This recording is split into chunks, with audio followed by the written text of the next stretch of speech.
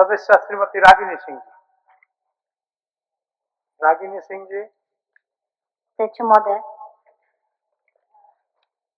मेरा प्रश्न खनन एड से है और मैं सीधे अपना प्रश्न का उत्तर ही माननीय मंत्री से चाहेंगे। समय कम है इसलिए जो उत्तर आया है, जो खनन को देखते हुए कि झरिया विधानसभा पूरा खनन एरिया है और जिस तरह से उत्तर दर्शाया गया है कि पूरे कार्य जो होते हैं नियम अनुसार होते हैं, तो बता देना चाहते हैं अध्यक्ष महोदय कि जो ब्लास्टिंग होता है बिल्कुल नियम को ताक पे रखकर होता है और जिस तरह से धूल और डस्ट के शिकार हमारे झरिया ही नहीं पूरे कोयलांचल की जहाँ जहाँ खनन एरिया है पूरे प्रदूषण से लोग ग्रसित है, बीमारी से ग्रसित है, बूढ़े हैं, बुजुर्ग है, महिलाएं हैं, काफी इसका शिकार हो रहे हैं और बीमारी से ग्रसित हो से।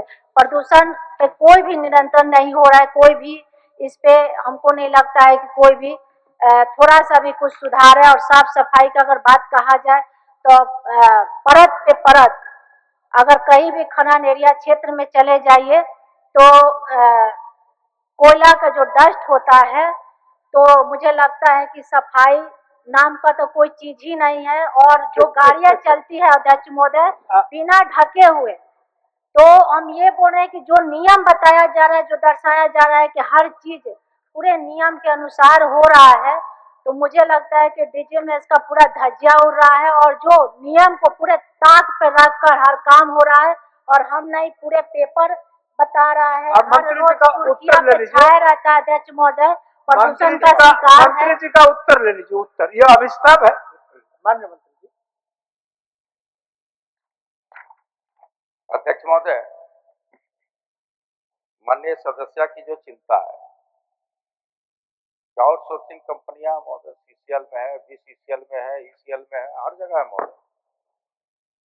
तो आउटसोर्सिंग की कंपनियां सरकार की गाइडलाइन को पालन नहीं कर रही है और जो परिवहन में करने में अगर कोई एक्सीडेंट होता है तो क्षतिपूर्ति भी नहीं दिया जाता है। तो उसी पर उच्च स्तरीय जांच की मांग कर रहे हैं महोदय। तो चूंकि सरकार का उत्तर है और बड़ा स्पष्ट उत्तर है, बड़ा लंबा चौड़ा उत्तर है महोदय, हर बिंदुओं पर उत्तर हम लोग दिए। हम चाहेंगे कि माननीय सदस्य उस उत्तर को पढ़ी होंगी और निश्चित तौर पर हम उनसे आग्रह करेंगे अविस्ताव वापस ले लें महोदय। हर चीज नियमबद्ध कानून के दायरे में कार्य किया जा रहा है। हम चाहेंगे कि अविस्ताव वापस ले लें। अध्यक्ष महोदय, जांच जो पिछले बार भी हम मांगे थे, कमेटी हम बोले कि एक कमेटी बनाया जाए और हर कंपनियां पे जहां स्थानीय जनप्रतिनिधि को जरूर रखा जाए। पिछले कुछ माननीय लोग रखे थे लेकिन उसमें मेरा कोई भागीदारी नहीं था, जबकि मेरा ही पूरा क्षेत्र खनन एरिया में आता है अध्यक्ष महोदय। और हम ये बता दें कि कुछ कुछ ऐसे एरिया है जो आउटसोर्सिंग चलता है, कुछ दूर पे सरकारी स्कूल चलते हैं, जैसे देवप्रभा तो नहीं है लेकिन कुछ ऐसे जो एक और कंपनी है कुटकी में, वहाँ जो मान्य सदस्य उस पे बराबर काम जांच के और सरकारी आपके द्वारा लाया गया अभिस्ताप के अंतिम में है। यह व्यापक लोकहित में अभिस्ताप करती है कि झरिया विधानसभा क्षेत्र में आउटसोर्सिंग कंपनियों के संवेदकों के हाइबा द्वारा हो रहे शिकार तथा की जा रही अवैध उत्खनन की उच्च स्तरीय जांच सहित पीड़ितों को समुचित मुआवजा दिलाए। ये दो ही विषय है। तो माननीय मंत्री जी दो विषय पर बोल चुके और फिर एक बार हम बोलवा देते हैं। से तो आए दिन चालक में लोग जाते ही हैं, सबसे ज्यादा प्रदूषण का शिकार होते हैं।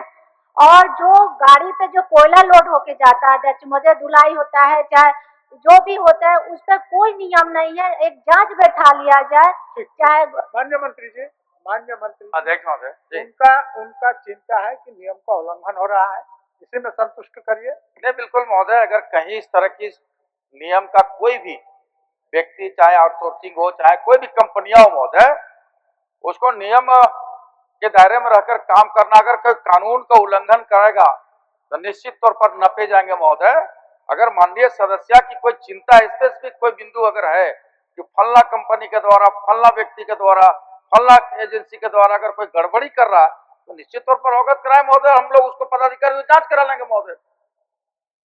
हम लास्ट में इतना ही माननीय मंत्री चाहेंगे कि एक कमेटी गठित करें और वहां स्थानीय जितने भी हमारे जनप्रतिनिधि पढ़ते हैं, जिस जिस एरिया से, हम ये नहीं बोल रहे कि हम ही को सिर्फ रखा जाए, और जांच करके सिर्फ इतना जरूर कि जो कोयला से काम कर रहे हैं उन लोगों पे कार्रवाई हो, कंपनी पे, जो विभाग में जो लोग हैं, क्योंकि हर तरह से ना पानी छिड़काव होता है, ना साफ सफाई का ख्याल रखा जाता है, और आए दिन प्रदूषण, सबसे ज्यादा प्रदूषण से, और जिस तरह से ब्लास्टिंग होता है, घर के अगल बगल ही लोग रहते हैं और ऐसे तरह से ब्लास्टिंग होता है कि घर क्षतिग्रस्त हो रहा है, और बच्चे, हमारे छोटे छोटे बच्चे, ऐसे ऐसे कई कंपनियां हैं जो बगल में ही सरकारी स्कूल चल रहा है, वो कैसे चल रहा है अध्यक्ष महोदय, उस पर भी जांच करने की आवश्यकता। ठीक है, इसी मेरा विषय नहीं है, लेकिन हमें संज्ञान में देना हो गया। अब अभिस्ताप वापस लेने बोलिए, किया जाए। जांच का मांग कर रहा है महोदय। मैंने तो कहा कि भाई माननीय सदस्य अगर कहीं कोई बिंदु पर कहती है तो निश्चित तौर पर विभागीय पदाधिकारियों से हम जांच करा लेंगे महोदय। जांच रिपोर्ट मेरे पास भी आया हुआ है। हम सब समझते हैं कि माननीय सदस्य को अब आश्वस्त होकर के अभिस्ताव को वापस लेना चाहिए महोदय। हर चीज नियम कायदे कानून के दायरे में हो रहा है महोदय। माननीय सदस्य का क्षेत्र है, वो भी दिन रात देखते हैं, पानी का छिड़काव हो ही रहा है महोदय। ऑल रोड में जो है कोयले लदे ट्रक के तिरपाल धटके जा रहे हैं महोदय। दूसरा, डीजीएमएस के मानक के अनुरूप काम हो रहा है महोदय। अगर कोई अधिग्रहण क्षेत्र में कोई घर बना हुआ होगा और अगर कोई विस्फोट होता है तो महोदय क्षतिग्रस्त तो होगा ही, लेकिन अगर हर हाल में डीजीएमएस का पालन किया जा रहा है, उसके मानक के अनुरूप ब्लास्टिंग भी हो रहा है महोदय।